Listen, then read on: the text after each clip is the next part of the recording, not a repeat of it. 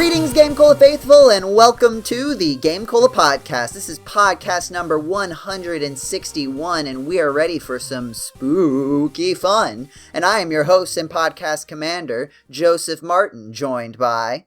I am Bobby Parker, or Peter Drake. I'm not sure. I've got an Iceman costume and a Spider-Man costume.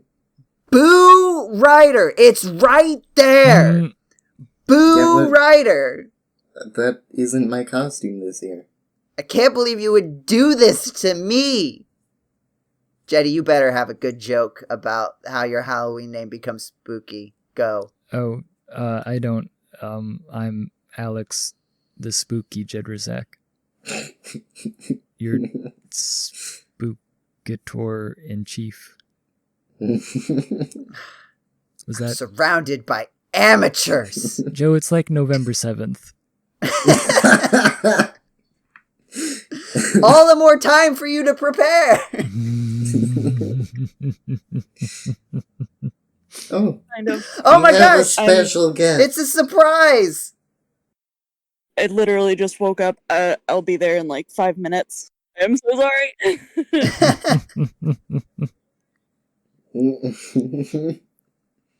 And That special legitimately scared me. What an appropriate thing for the podcast.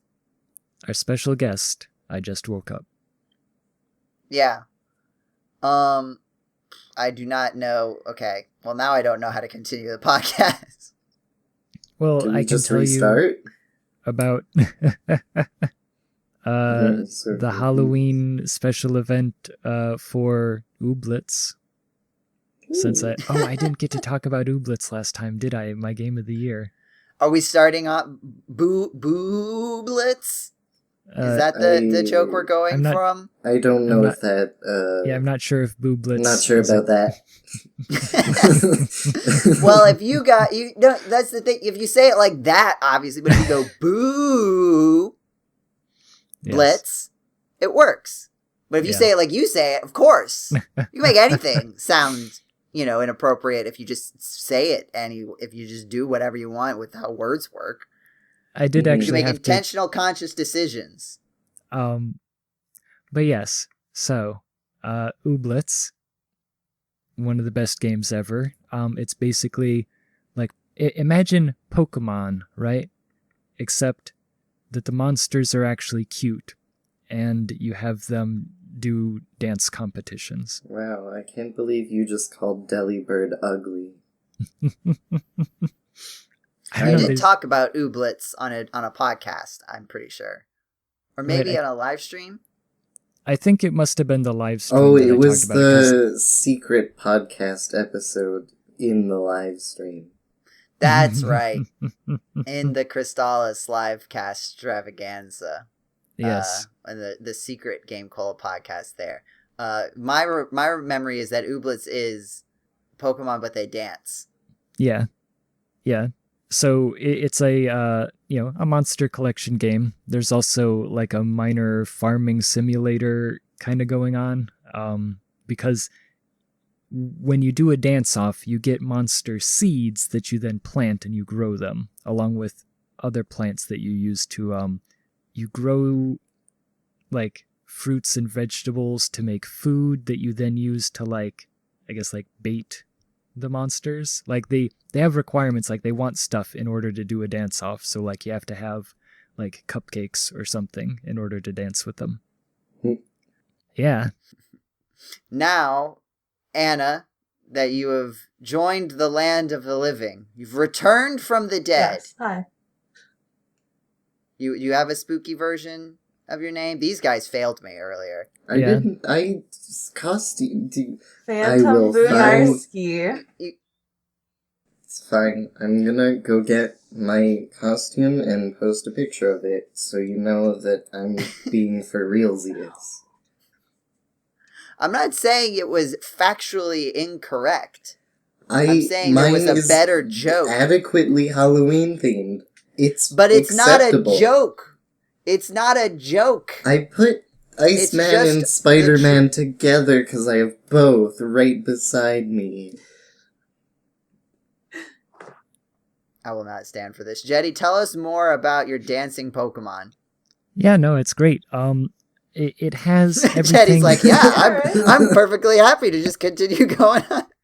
It has everything you want from a Pokemon game, which is dancing. Like, so imagine if in Pokemon, your Pokemon never fainted, right? Like, imagine if in Pokemon that you didn't have to, like, worry about taking potions into a dungeon or whatever.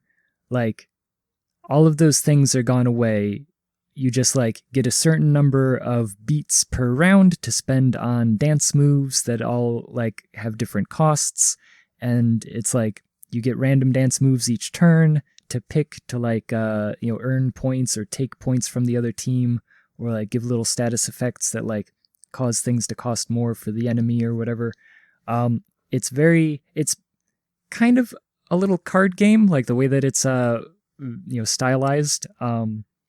And I don't know, it's very well balanced. It's a lot of fun. The creatures are cute. I love just, like, seeing them just dancing in the wild, that they're just, like, hanging out on top of a park bench or something, doing a little dance. It's fun and it's cute. So, like, okay, so that's the moment to moment, right? So, like, instead of, we look at it from a purely mechanical point of view, right? Yeah. Not to discredit how much the dancing presentation adds to the enjoyment of the game, but just, I feel like that's pretty straightforward, right? There's not really much to discuss about. Dancing's pretty neat. Yeah. But, like, so from the competition angle, right? Instead of having a set of moves that you pick and you go into and you use those, you're given 4 different options, and they're not always the same options every round. And is it, you said, is it random? So each of your ooblets have their own signature moves, and so you can have, like, 6 ooblets dance against 6 other ooblets, and you'll be able to, like, pick, like, of the signature moves that they have, you're given a random set of, like, 6 for those 6 ooblets. You'll get a set of 6 that you can pick that are randomly picked from their list and from the default list. So, like, there's always going to be one that's like, oh, steal 3 points, or one that's just like, oh, spend 2 beats to earn 2 points or whatever. And then you can get special ones that are like, oh, add some hype, which, like, increases how many points you win per dance move, or steal hype from the other team, or give the other team trepidation. And, like, that's my least favorite kind of dation. Yeah. It's actually super annoying. There's a few of them. Oh, fluster, that's the one that I hate, which is, like, the opposite of hype, which is everything that you do gives you 1 less point, which means that, like, a lot of moves are suddenly doing 0, and then you get 2 fluster. Everything you do is wrong. And there were some battles where, like, every round they just add more fluster to you, and it's like, well, I guess I should have brought what was it, Gloopy Long Legs or something. I'm trying to remember what the actual names of the ooblets even are, but, like, there's different ones where it's like, oh, this one will turn your hype, or will turn your fluster into points for you, so then suddenly you're actually making points off of it. This one will trade your fluster to the opposing team. It's very card game-esque of, like, swapping points, and it's like a numbers game. There's really, I think, but it's actually just a card game, but the everything else sort of tricks you into thinking it's not. Yeah. Basically.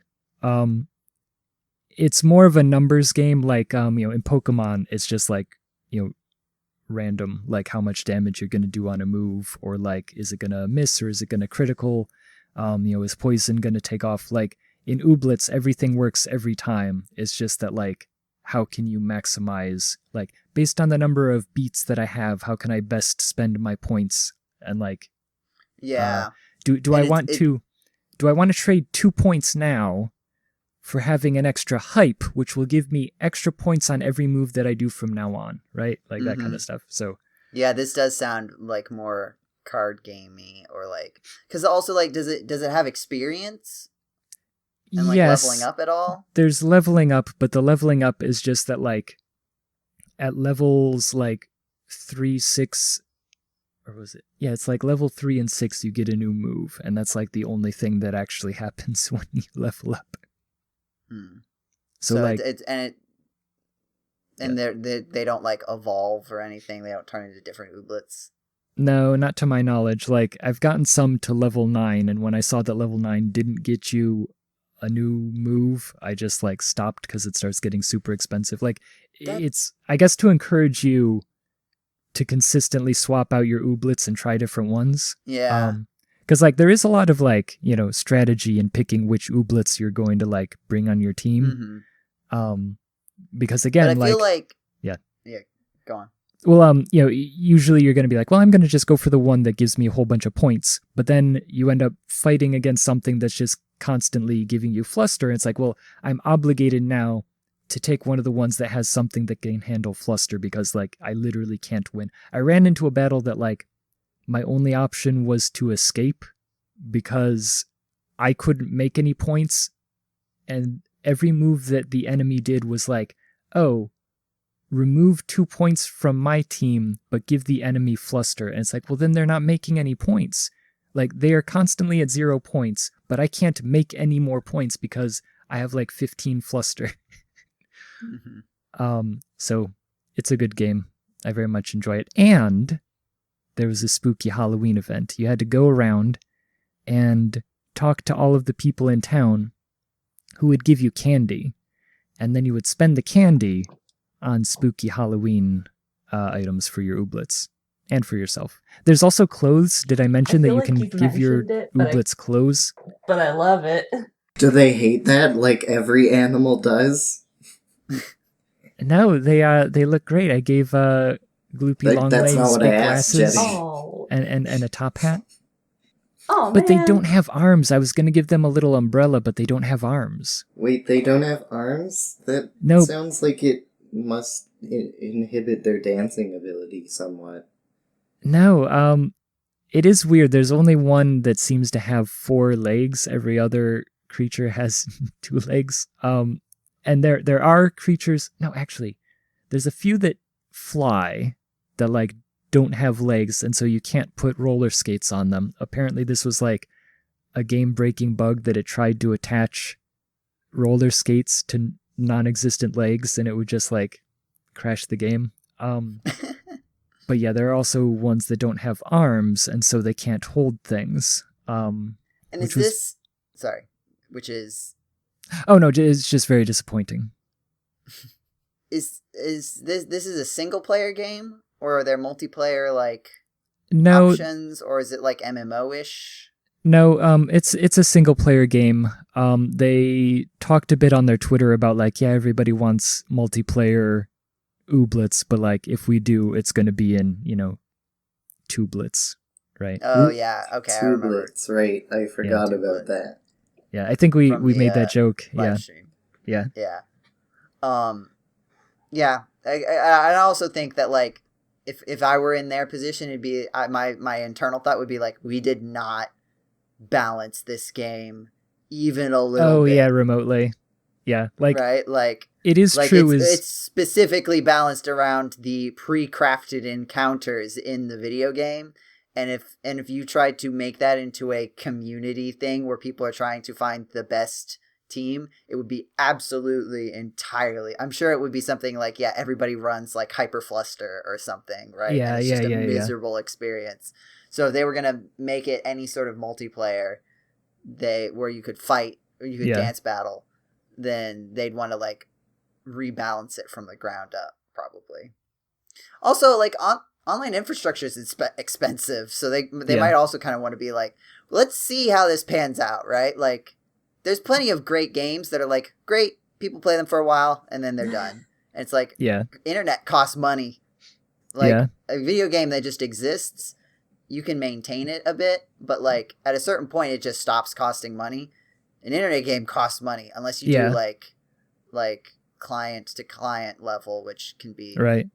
I think, and even then, like, just is a whole other can of worms. Yeah. Like even as someone who does programming for their job, I feel like I could, given enough time, cobble together a reasonable facsimile of a game, not a good one, but of any like non-multiplayer game. But as soon as the internet gets involved, I'm like, I'd be so out of my depth that I don't even know what I would do. Sorry, yeah. When you're playing the single player game, I mean, obviously it is. I've noticed that I don't know if it's done on purpose or if it's just that the opposing team picks 100% randomly, right? That like the opposing team does not use strategy. It's like there might be some kind of logic that's like, okay, use the most expensive thing, then the next expensive thing, like, or something like that. But I've noticed that they basically never give themselves hype as the first move of a round. Whereas like if you're playing as a human, it's like, yeah, I'm going to take the hype first, then everything that I do this round is going to get more points, right? Instead of let me get some points, get some other points, and then add hype, which is not going to affect me on this round. Like, no, you do that first. And so it would definitely be a much different game to like play against actual people who have actual strategy. Mm-hmm. Well, how far through the game? Like, is there a story progression that you're going through? Yeah, so there's different like areas on the map that you can go to that you're like you have a farm in this one town, but then there's like other towns that you can go to get different like ooblets that are only available over there in like different regions or whatever.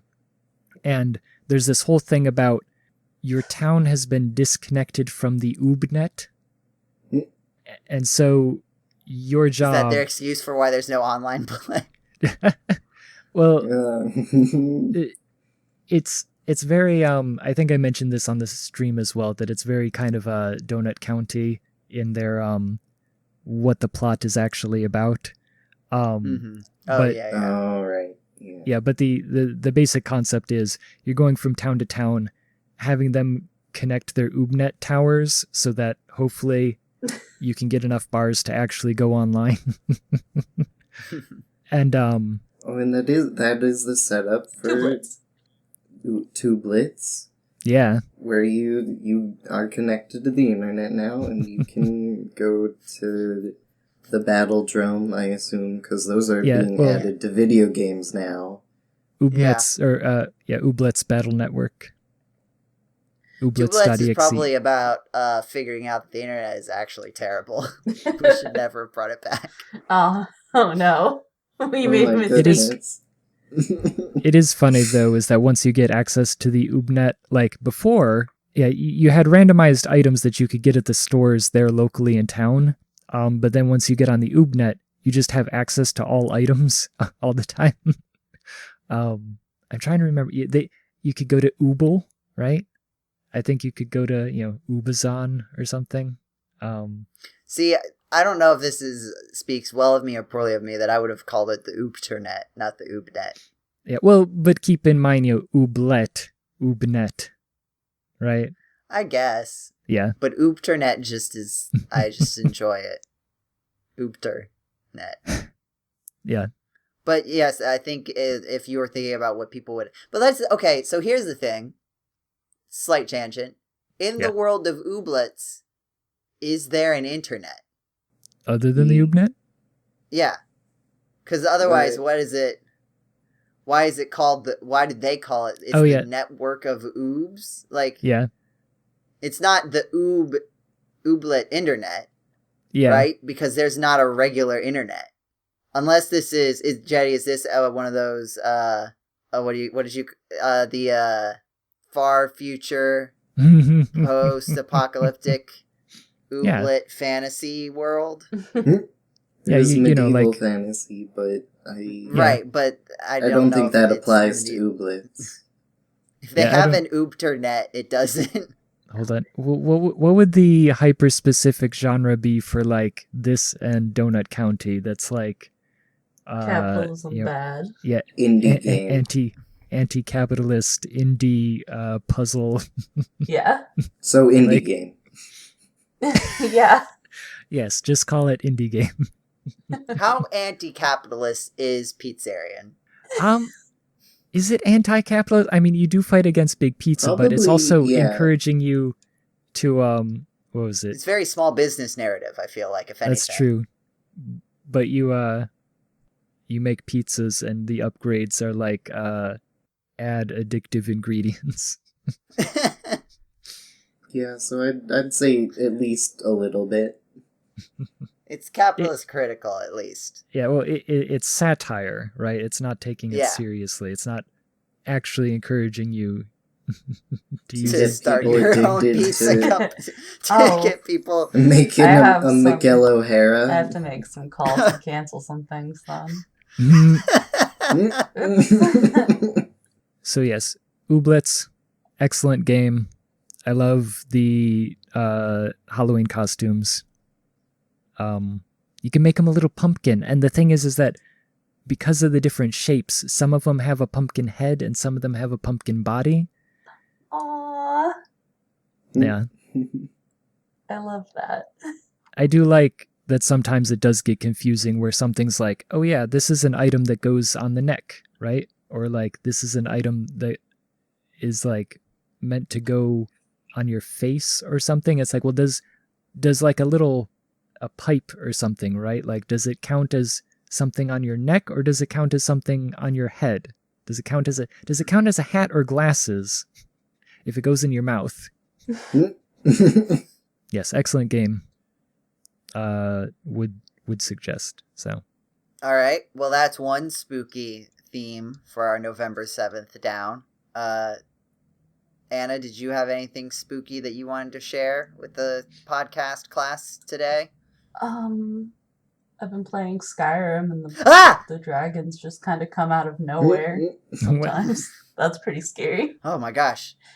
I forgot how scary the fact that Skyrim exists as a video game is. Yeah. So I know we did a podcast 8 years ago slamming RPGs, and I know Elder Scrolls was one of them.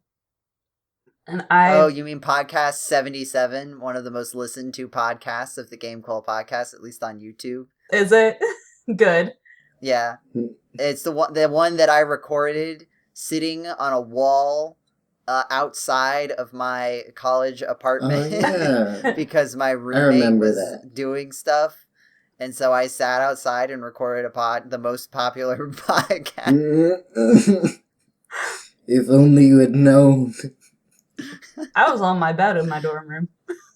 It's a good name. You guys say your favorite RPG is terrible. That's a good hook. Yeah. It is. But after... Maybe we can call this one Your Favorite RPG is Very Scary.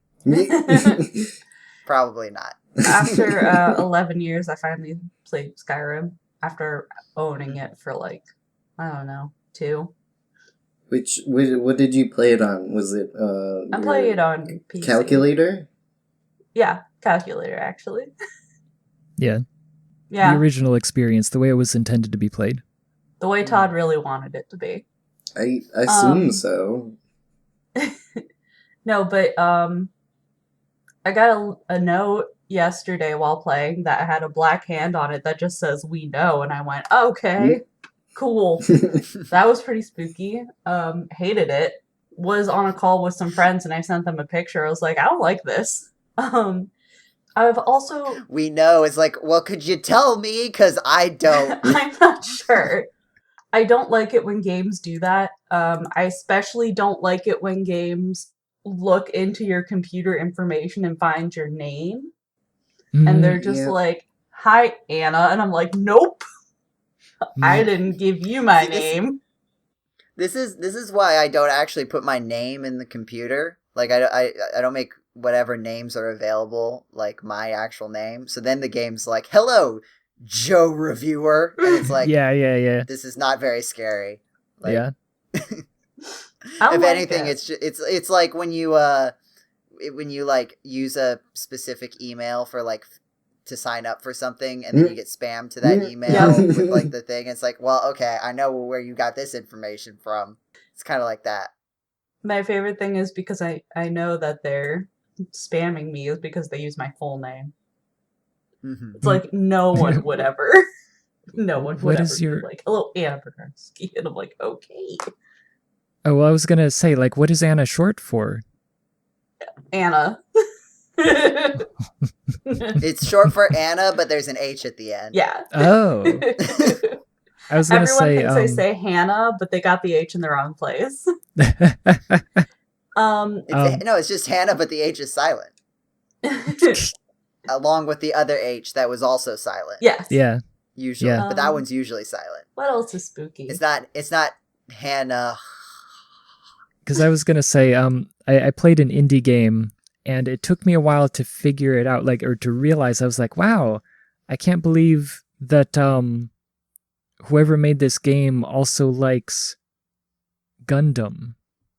And I'm like going through, and I'm like, they're showing me a bunch of pictures like on TV screens, and I'm like, oh, weird. And they also like I'm trying to remember what the other stuff was. Actually, I can just go look. Because it took me a while to realize they were just looking in my Windows pictures folder. It took me until they got to this picture of hold on, there it is, Donahue. And he's like lifting weights, and I was like, nobody else has this screenshot from a VHS tape that I took. That would be creepy if someone did. But I just enjoyed that, like, it took me a couple of minutes to realize that, like, oh, that's why they have screen caps from Gundam, is because they're just looking at my pictures folder, and whatever was in there, like, showed up on the TV screens in the background. What if someone just emailed you that picture? That would be spooky. Well, not now, because we all have it. Yeah, now everyone has it. Yeah. Now everyone knows. But the reason I bring that up is because I was playing One Shot. A friend of mine got me One Shot for Christmas last year, and it did that to me. I immediately sent him a picture. I was like, excuse me. You weren't telling me that this was a spooky game. When, in fact, his girlfriend got me Omori, which is much spookier. What else is spooky? Yeah, here, this is a topic we can have to celebrate the spookiest day, November 7th. Yeah. What is the scariest thing, or some of the scariest things in video games that aren't necessarily like horror elements, right? What's something that like genuinely makes you feel like there's one, right, which is did I save? Mm-hmm. That's pretty scary. Yeah. Or alternatively, oh wait, this game autosaves and I was planning on not saving and undoing something. Oop. That was my contribution to the conversation. Yeah, I'm thinking about like modern games tend not to do this, but older games would like suddenly have a character in your party just leave, and everything that they were equipped with would like go with them. Oh, like, no. Did I just equip them with the powerful thing that I just got out of the chest? No. And it's like the one version of, like, it's not like something that you spent a lot of money on. It's like, oh, I got to grind. It's like, no, this is the only one way that this item exists. Yeah. That's a pretty like, that's a very like heart sinks into stomach moment in a video game. But it is comical that like they tend not to do that in current games. So it's like, what did the heel turn character just go like, here you go, guys, let me unequip all of this. Here you go. You can have this back. They're going to give me cool evil armor, so, you can keep this. You can have this. Mine is, oh no. Am I still, okay. I had a real life one where my screen just went black, and I was like, oh no, my computer died, but it didn't. It's fine. Yeah. Mine is, okay, I'll just do, at the end of the game, I'll just do this one last bit of story, and then I'll go do all the side quests I was saving. And then it's like, some big thing changes, and you're not allowed to go back and do anything anymore. You're in the end game, and nothing can change that now. That one's the worst. Yeah. When my cat turns off my computer. Well, I'm playing a video game. They should really stop putting that feature in video They games. should. Yeah. They It's need off to your stop. computer. She's too powerful. Every game just comes with a cat button. Hmm? Just allow them to turn No, it that off. was whenever Stray, and there's a Oh. meow button, which was very delightful. Emotions are scary. I cried while trying to play Stray. That's true. Yeah, there's games that deal with death, and yet you still play them Yeah, all the time. constantly. Yeah. I really like games that aren't horror games, but they might be. Like, I went into Gone Home completely blind, and then there was this one part where I was just like exploring and like looking in a closet, I think, and then some terrible like creaking unnatural sound came from like the attic, and I was like, oh no, a xenomorph is gonna jump out and get me. But it's not that kind of game. I just didn't know it. Games where death will just kind of show up. And, like, not in a scary way, but in a way that's just like, hey, this is vaguely threatening. Like Hades. Yeah, I was just gonna say. Not Hades, actually. I was Yeah. thinking of something You else, mean like but I a can't remember what it is. personification of Yeah. death? Okay. I thought you were talking about games where... Because my thought when you said that was like, games, and this isn't just games, but like media sometimes too, where it's like... It feels like it crafts a world where it's like death isn't really on the table. Yeah. And then it turns out that, in fact, death is on the table. And It's you're like, wait a minute. Oh, wait a minute. I did not budget time to be sad like this. Like, you gotta be upfront with me about this sort of thing. I don't have time. There's so many shows and games that I do not engage with because it's like, I don't have time to be sad about this, and I know I'm gonna be sad about it. It's gonna be sad in a good way, but like, I just don't have the time. I'm not dealing with it. Emotions, terrifying. Don't want to deal with it. Blue, you had some spooky things to talk about. Yeah, so this past, like, couple weeks, there was a showcase for Silent Hill, and there was also a showcase for Resident Evil, and they were very different. So Silent Hill, what it feels like is basically the last few years, Resident Evil has revitalized the franchise to new heights, where Resident Evil 7 is arguably the best horror game out of the bunch, because it's just so much more focus on that horror aspect in ways that the franchise hasn't really touched before. And so Konami was like, oh, I feel left out and I want to be a part of the conversation too. And they were like, hey, I know we're letting the franchise die, but we exist, we're here, don't forget about us. And just sort of scrambled together a showcase that wasn't great, to be honest. It was lacking a lot. I mean, they announced like 4 or 5 different projects, but it really... What's Konami's deal even anymore? I have I wish I knew. I thought they decided not to make video games anymore. That's what I thought too, and then I assume they just saw Resident Evil having a good time and felt left out of the money cake party. I don't know. The money cake party that all... But if they everyone wants if they don't make the video game, they don't get money. Like, well, they're saying they're gonna make the games. I don't know how true that is necessarily. but didn't they get rid of all of their people who make video game? Like, I thought that was like a whole thing where they systematically got rid of like all of the people at the company who were famous for making video games for Konami. That was my impression too. I didn't. And they all made like Kickstarters and stuff. I was too disappointed when it happened, so I don't know the exact details, because it made me sad, so I stopped reading about it. But that was my impression as well. And so I don't know. They got jealous, and here we are. And so they were like, here's the Silent Hill 2 remake you've always wanted, except it's made by Bloober Team. Whoops.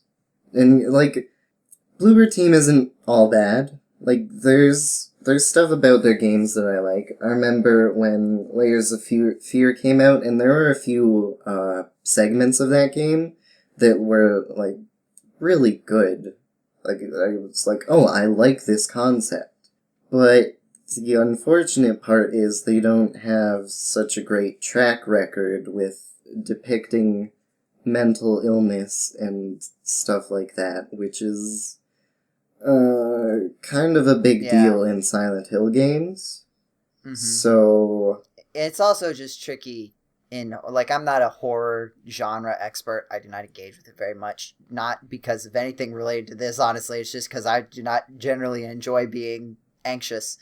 But it does seem like it's that subject in general. It's hard at the best of times, so getting a team that is actively, like, here's the thesis of our game, it's that people with neurodivergencies are monsters and deserve to die. Cool. But at least their games are their graphics are always really pretty, so I guess the gamers who like graphics will enjoy them, and they'll get, like, 10 out of 10 anyways. Remember when liking graphics was, like, the only thing? Was? Right? Like, there was a period... It still is. No, it's not. Blue, Not to me. I don't care about them at all. But there was a period of video game discourse. Jeddy knows what I'm talking about, because he was laughing. There was a period of video game discourse where it was just all about graphical fidelity. Yeah. And, like, there were, like, and I'm not saying everybody wanted that, but, like, the culture was, look how cool these graphics are. And the counterculture was, games are more than just graphics, right? And that was, like, the primary axis of video game discussion was, like, how good video games looked and whether or not that mattered. And now we do not talk about that. Now I think the primary axis is, what is the proper way to monetize a game? That is a good point. But there is still, like, a lot of the... Yeah, no, it didn't go away, but it's not... I mean, like, I feel like indie games in general, right? Like, that their whole thing was sort of... I think that was kind of one of the things that broke the discussion, is once there were enough tools so that indie teams could make stuff and, you know, really get into the meat of, like, the game side of it while not having the resources to compete with, you know, giant industry art design and graphical fidelity and stuff. You can say, like, hey, these games are still fun. Even if you're not trying to make it. It's still, like, top 3 things that it seems to be whenever a new game trailer comes out and people are talking about it. It's, like, one of the main 3 things. Not art style, just, like, how many pixel guns can I shove in his lips at 20 times magnification? But is that... Do you... and I'm legitimately asking, because my impression has sort of been that is, like, something that companies brag about still, because it's, like, an objective measure. But I feel like people who play the video games do not bring it up as much. Right? Like, it's part of the presentations, and people will still, like, point it out, but I think we have kind of gotten over the point of, like, yeah, this is clearly just, you know, companies doing, like, fancy tech demos, and sometimes it's cool, but, like, people will not say, look how good this game is because of how it looks as much, I feel like. The thing is, when companies do it, I don't register it. It doesn't... I delete it instantly because I don't care. So I'm saying that the players, are where I'm seeing this from. Maybe I'm just maybe my Jeddy, Anna, what do segments you of the think? internet are 'Cause garbage. Blue and I think, are at an impasse on this point. I like video games. I'm willing to admit that, like, I don't know everything. Me either. Yeah, because Now, don't phrase it like, oh, yeah, because Joseph is not willing to admit that he doesn't know anything. Is that what you're saying? Is that what you're implying? I do think that there's been less of a focus on it, that like as much as there are still games that are like, wow, it looks hyper realistic, that even major developers have been kind of like shying away from it. It's like, we can just stylize it. It doesn't have to be super realistic, right? I think that the talk, the discussion on graphics has more to do with like, does it look good, as opposed to does it look, quote, the best. I will say this leads into my. Has everyone talked about a topic? Did Anna have something to say? Oh, I didn't finish on the Silent Hill or the Resident Evil one. Fantastic. Great presentation. Blew expectations out of the water all across the board, I believe.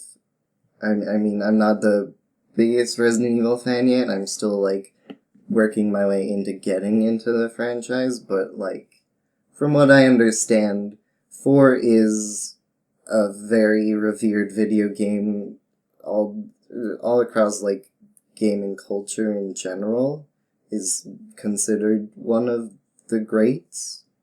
I don't know, not like top 10 maybe, but it's pretty well revered in general. And so expectations were high, and that's a hard game to get right, and it seems like they're doing better than anyone could have possibly imagined with that. That's what I got to talk about. Your turn. You can talk now. I grant you permission. Anna, did you want to talk? Because I was going to basically skip into games I've been playing in recent times, but if we have something else, we've kind of been there the whole time. Yeah, that's where I was going to go to. I don't really have very much other spooky stuff other than being like, yep, I just am anxious at all times, no matter what the video Jeddy, game. I forgot for a minute that I don't have to be so sassy because Anna did make it to the podcast. So I don't have to make up for another person's energy.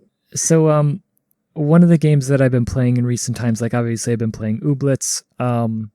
I think I talked about playing Breath of the Wild, but the big game that's blown me away in the past couple of days has been Super Hydlide for the Sega Genesis.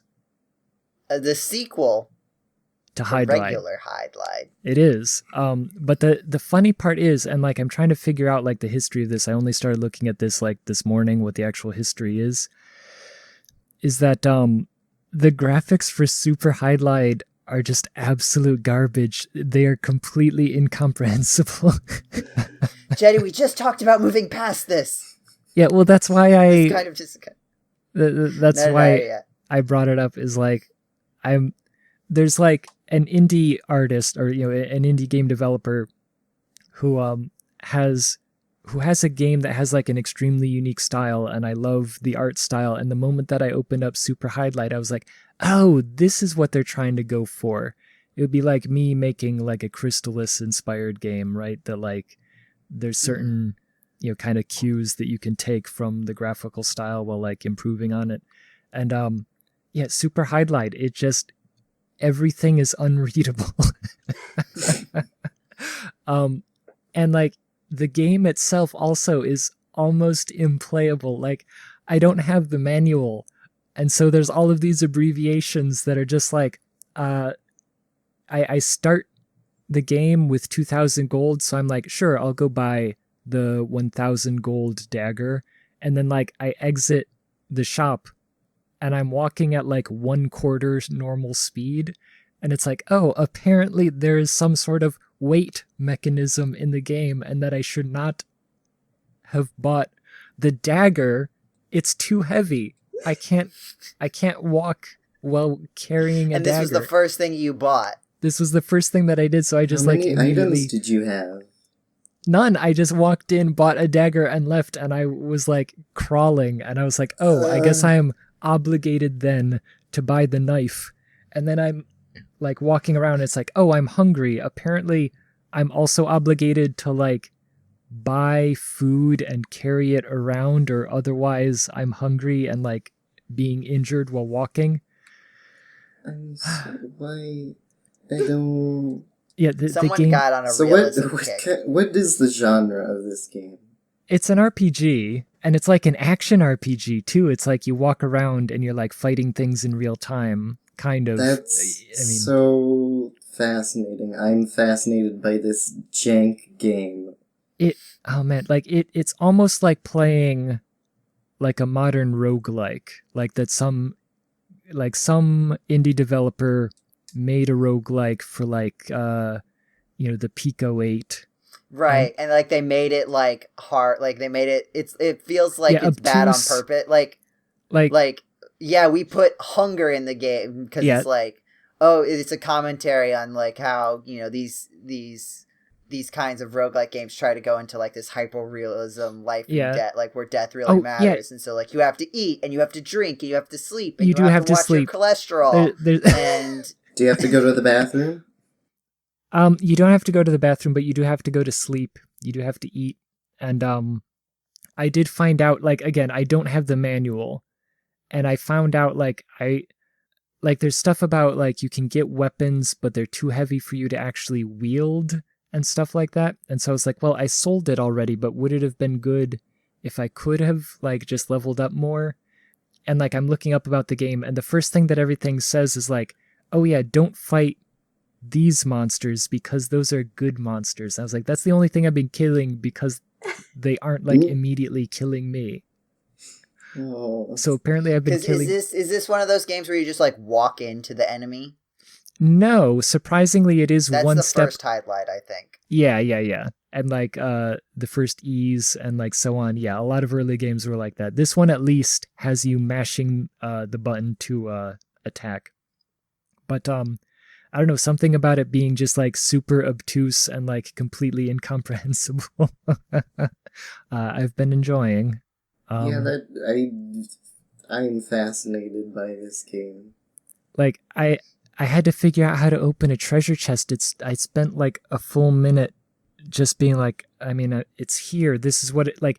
This is supposed to be a treasure chest, first of all, right? That's what I'm looking at. This is the thing that I'm seeing. This, I'm assuming that this is something. It is colored differently than the surroundings, and so it stands out. And it's like, oh, this crouch button that I've completely ignored apparently is used to pick stuff up. Okay. What? You gotta lift with your knees. Yeah, so like, in order to get stuff out of the treasure chest and presumably other things that I've missed along the way, you have to crouch. You don't like talk, you don't attack, you don't select something from the menu. It's a good game.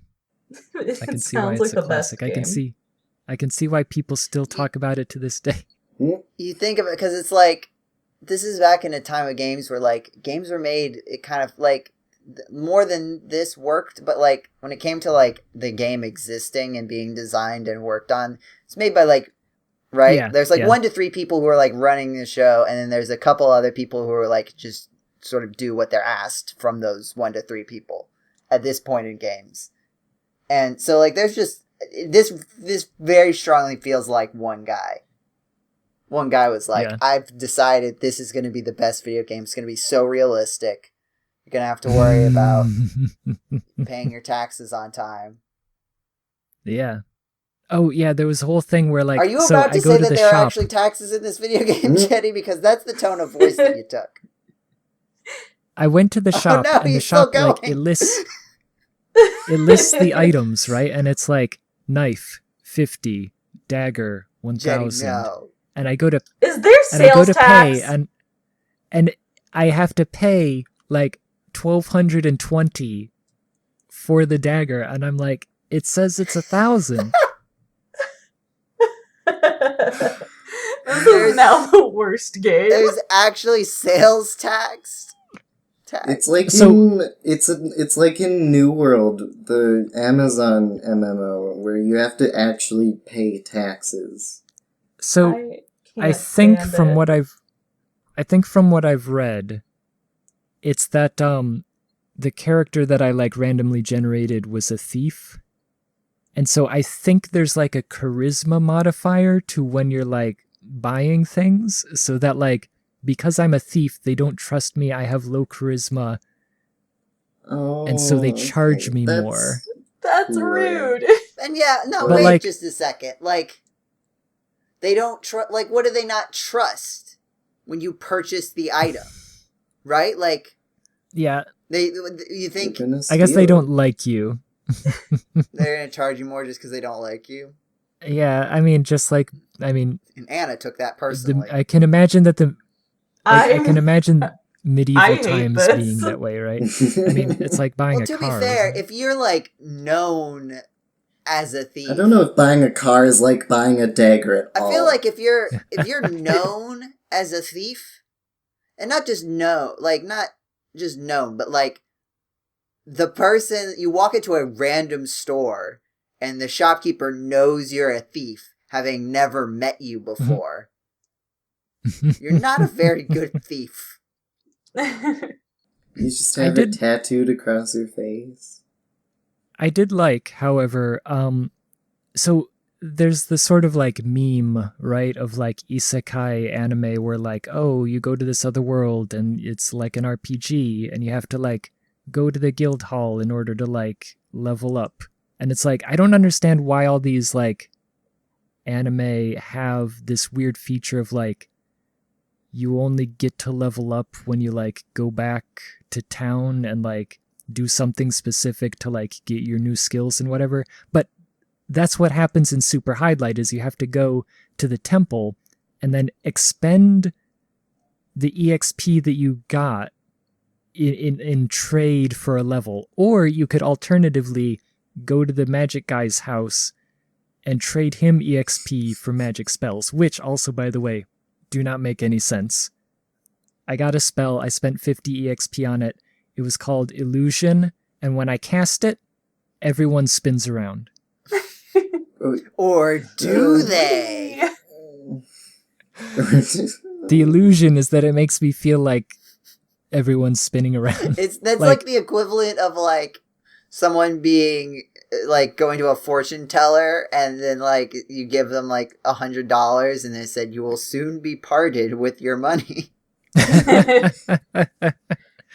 Oh man, and like the thing is, I could imagine there like I was telling you about how like there's good enemies and there's bad enemies, and like the bad enemies actually like actively shoot at you, and it's like I have a dagger, I can't be sitting here taking half of my health and damage to like run up to you. So I wonder if I'm supposed to be casting illusion to like spin them around, and while they're doing that, I can go attack them. Maybe. Maybe. But the thing is that like you can only cast it like twice. So that means that like at most I can kill 4 of them and I can make like 100 gold. And staying at the inn is 1,000 gold. No. Yeah, so Jeddy, this doesn't seem like a very good video game. it's great. I love it. I Jenny, don't are you even. okay? I've never played it. I hate this video game. Why does Yeah, every time Jeddy brings up a video game, he says he either hates it and he keeps playing it, or it sounds like the worst game ever? this is. I mean, you're not wrong. And then Jenny, you you won't do- play The World Ends With You.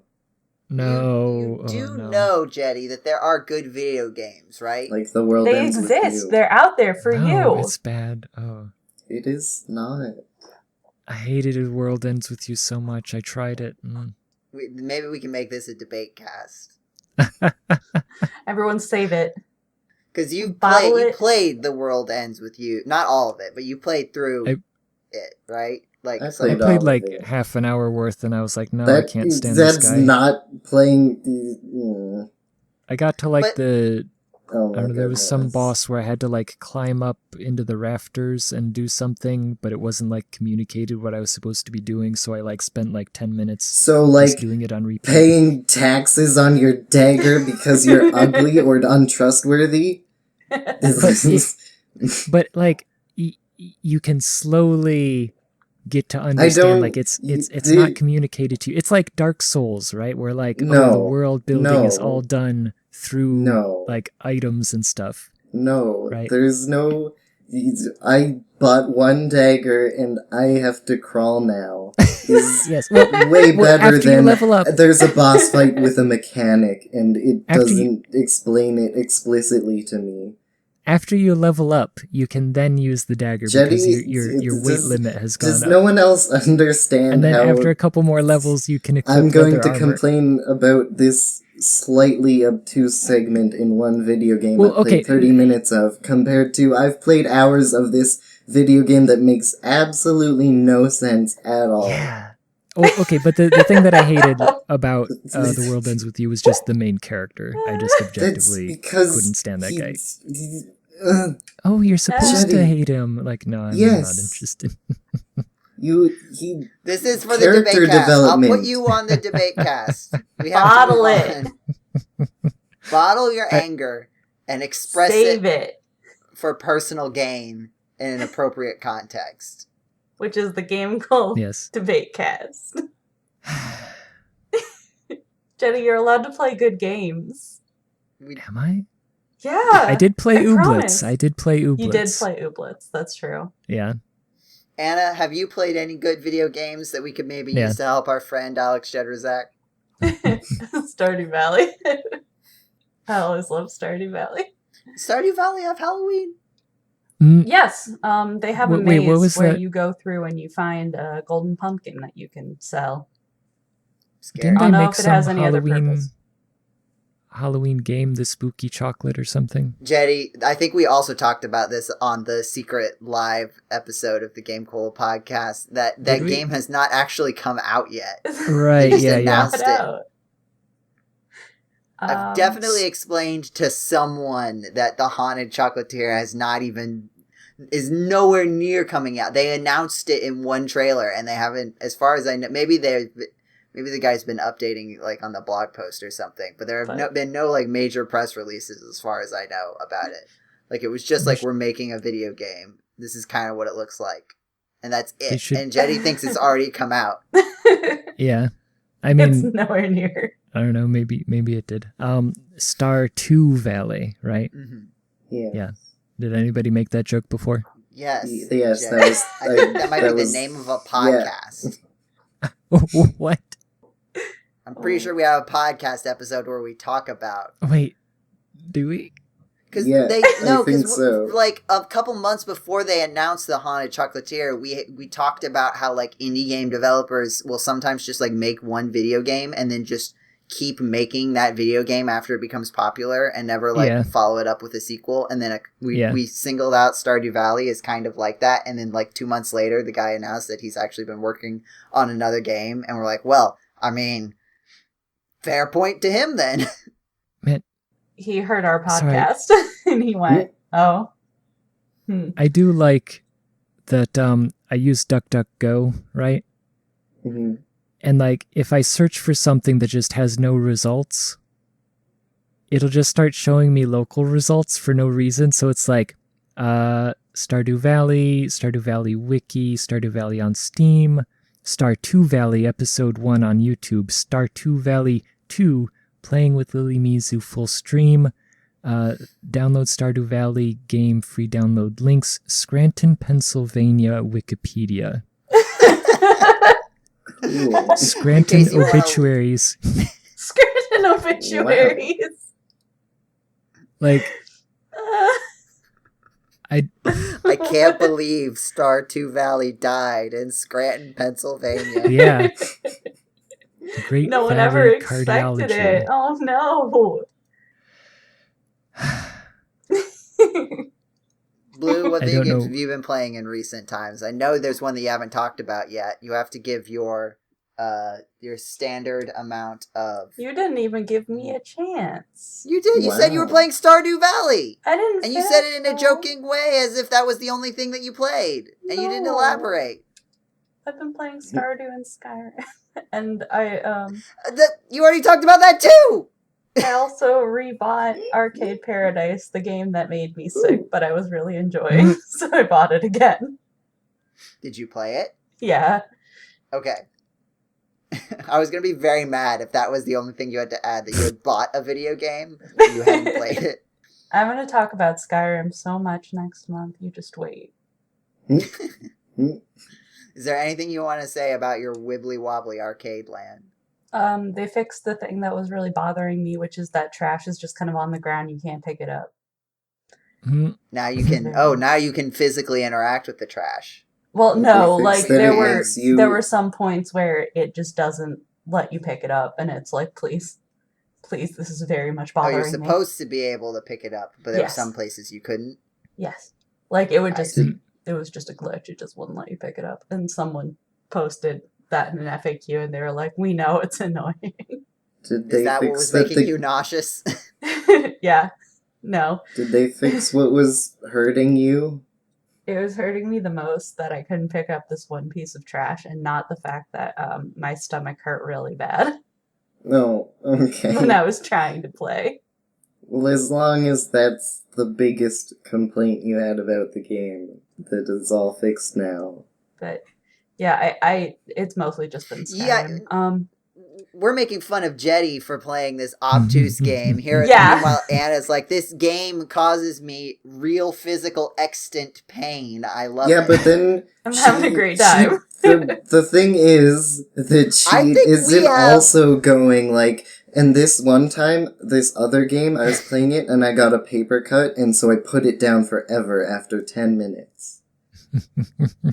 I think we have an unhealthy relationship with video games. I think we're This is what I'm discovering discovering. today. This is what I'm discovering. What else? Oh, Cam, my boyfriend, wanted to try Skyrim Together, which is a mod that lets you play Skyrim together. And Wow. It's a was- mod that lets you turn your axe blue. Skyrim Together. But I had fun. It's nice being able to play a game that I enjoy with someone that I like, namely my partner. But I was getting really angry every time it would glitch, because I'm like, this isn't how it's supposed to go. It needs to be better. This isn't working. So it requires one person to be the party lead and talk to the NPCs, pick up quest items, and that makes me so mad because then nothing would work. Everything was just a pain. So As opposed to regular Skyrim, which works perfectly all the time. And As has Exactly. no opposed to glitches the whatsoever. arcade No, but game, which was it's physical pain. it's worse. It's worse than regular Skyrim. Which also, I walked into a house when I first started playing it, and I was like, surely it can't be as bad as everyone says. It can't be this like weird, glitchy. I walk in, someone sits down at a table, and a plate goes flying. What? Perfect. I went, Does that What? not happen in regular Skyrim? I feel like it does. no, this happened in real Skyrim. Oh, yeah. Like okay. when I first started playing it. Like I this see, I see. first town. Yeah. And I was like, what? Excuse me? Mhm. So yeah, sometimes things just fly everywhere. It's great. I love it. I'm having a good time playing Skyrim. But I'm not just, with my partner. I'm trying to remember what it was. It was something about a bug during the initial opening sequence where you're on the cart or whatever. Yeah. That like they had real trouble because the cart would just like it goes along a set path. Right, yeah. But it has like physics, and so it would just like launch into the sky or something at some point, and like they couldn't figure out what it was, but it was that like it ran into what was supposed to be like an immovable object or something. I don't remember exactly, but I hate that. it was opening funny to read about. sequence. Is that good content for me to tell you about something that I don't really remember. Yeah. That's me most What of else the are we time. going to have if not vaguely remembered things? That is the only thing I talk about. Yeah, that and graphical content described and shared with the participants and like described Like the for the picture listening I took audience. Earlier. You can All feel right. free to use my picture of Donahue in the podcast post, Joe. Feel free, please. Please do, actually. Blue, have can to. Hey, Blue Blue. talk about... Blue, you're allowed to talk about video games now. There, I got it in for you. Yay! I'm permissioned. Some people would say permitted, but go on. Well, I don't. I'm not some people. I'm me. So I last night I started playing Ghostbusters Spirits Unleashed. It's pretty neat, asymmetrical, not quite horror game, but sort of. And that's been fun. I've been playing a lot of Marvel Snap. So for the first time ever, I've had a game that I can do a podcast and play at the same time without my focus being divided at either. So that's really good. And last week I started Xenoblade Chronicles, which I know is a big deal for a lot of staff and just a lot of people in general. And I played like 10 minutes. I played the tutorial, and I went, wow, I don't think I've ever immediately hated a combat system this much. So, that's interesting. Yeah, well, keep playing it. That was apparently what we do here at GameCola. Yeah. I mean, I've been playing a video game that I actually enjoy. Apparently that makes me weird. I enjoyed every game that I've played except Skyrim together, so... Or, well, excuse me, sorry. It's not that I actually play a game that I actually enjoy. It's a game that does not harm me either emotionally or mentally. I've been playing some more of the Advance Wars 2 hard campaign. And I've been also playing some of the challenge maps too. Because I was gonna, the game was originally supposed to be out by now. And then for incredibly terrible real world reasons, it's not. I don't know not sure if it's ever going to come out at this point. It's been quite some time since the Advance Wars 1 and 2 reboot camp was supposed to come out with, I think, no word except very infrequent, yeah, it's going to come out eventually, comments from Nintendo. So, but I don't know. In that one post on the community tab that was like your favorite favorite hyper-specific game genre, mine is definitely like a tactics game where you don't have to, it's not permanently bad to lose units, right? Like, obviously you don't want to lose units, it factors into the score that you get. So because one of the things I've been doing on the challenge maps has been trying to get the different ranks. So I started trying to get everything at least a B rank instead of a C rank after my first pass, and then now I'm trying to get everything into an A rank. Because with a lot of games, it's oh yeah, if you let this character die, then they're dead forever, and it's I get why that's cool narratively, but then it just changes the way that you play, because it's instead of finding an okay solution and then gradually refining it, it's you have to find the perfect solution the first time you go through. And I prefer the puzzles to be sort of separate from each other, because then it's treated more as a puzzle to solve rather than I don't know, the other mechanics that I'm not necessarily as invested in. Yeah. And so I don't play those games, unlike some people here who would play those games specifically because they have mechanics that they don't like, apparently. Yeah. This podcast has left me with a lot to think about GameCola's relationships with video games, if I'm being honest. Yeah, I mean, I have a history of that, so... I mean, your history used to be that you just didn't play video games. Well, no, but think about the games that I did play. That look at my commentary on the Seventh Saga, right? But I feel was that not early on in your arc of beginning to play video games again? That was back when I still because I feel like, when did I even do my review? It was in like 2007 or something, wasn't it? I do not remember what year you wrote your review of Seventh Saga, Jeddy. Yeah, well, no, back sorry. then. Yeah, back then I was like revisiting all of the Super Nintendo games that I had ever played or whatever. And then it was after that I didn't play any games. The Seventh Saga, yeah, January 1st. It was like oh, wow. For my first review here at GameCola, I decided to cover an old favorite of mine, the Seventh Saga. Wow. Jeez. Yeah. I can't believe Jeddy's ancient. From the far gone year of 2007. Yeah, back when I used to play video games that were 15 years old. Yeah.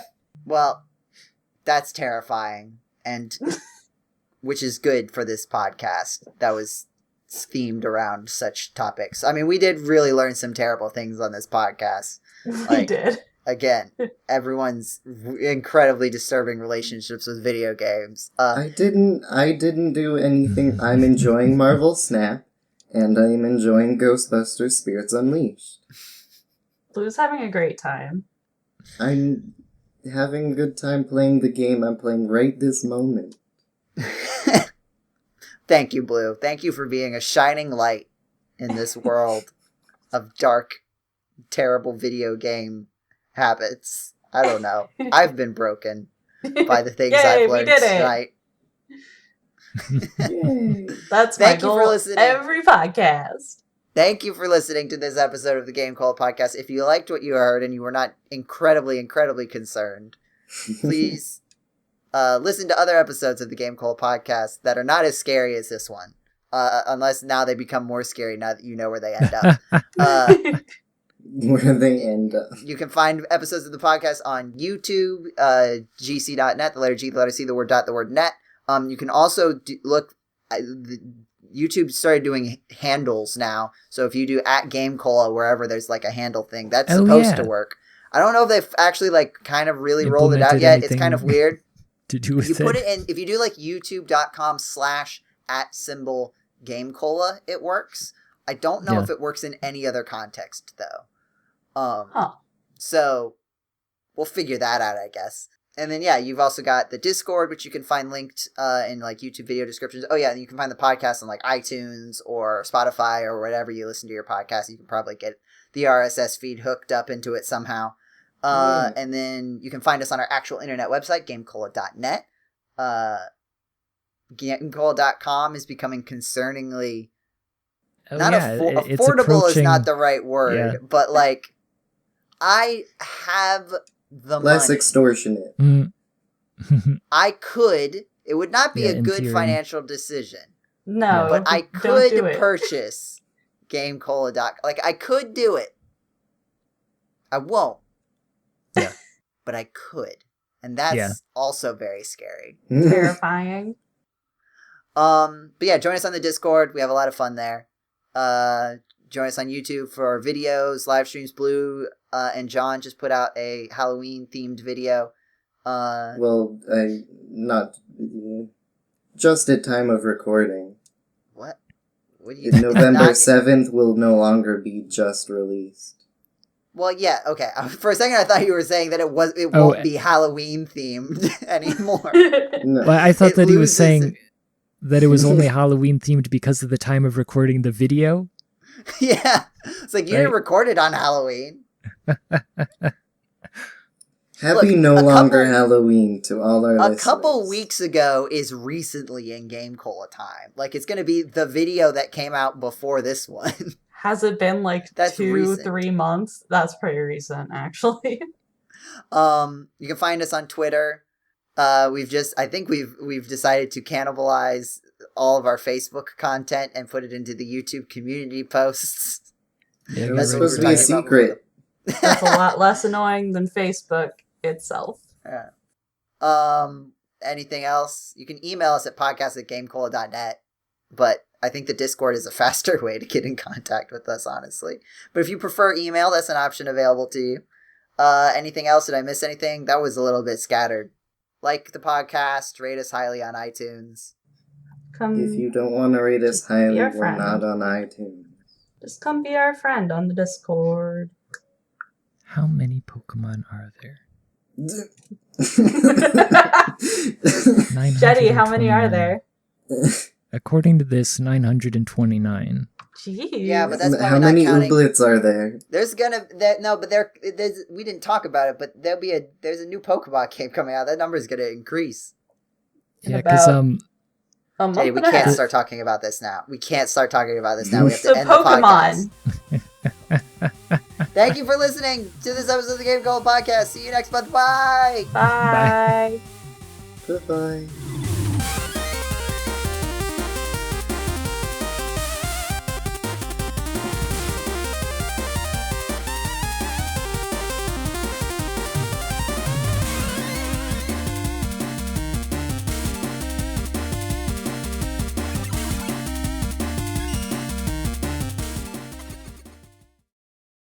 Ooh. Spooky. Spooky.